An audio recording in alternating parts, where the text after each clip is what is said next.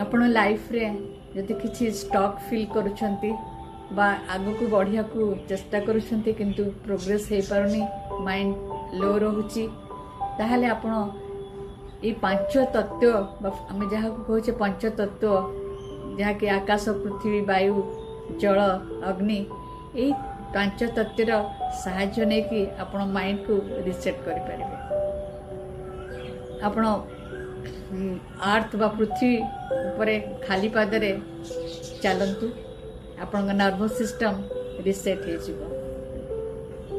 जदि running water रे किछि समय आपण पाद रखुछंती ताहले आपण टेंशन सेई बाटे डिजॉल्व हो जिवो।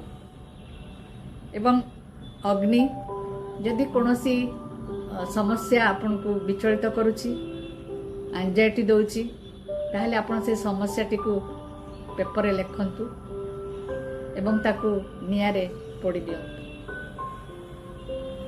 तापर रहिला आकाश चंद्र एवं सूर्य।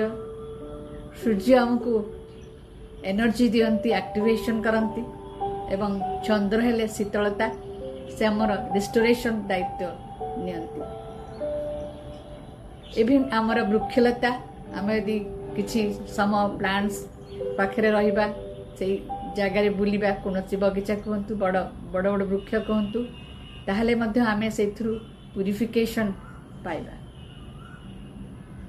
तेणु जेतेबेले आपण मनरे किछि द्वंद्व एंजाइटी रोची अधिक मात्रा रे आपण फील करूछंती जे मु कोनोसी कार्य रे आगु को बढ़ी पारुनी क्लैरिटी आसु नहीं आपण ए नेचर रो सहायता नियंतु ए पंचतत्वर सहायता नियंतु देखिबे आपण निश्चित भाव से मुहूर्त बा से एंजाइटी से स्ट्रेस मुहूर्त आपण माने निश्चित भाव बाहरी आसबे।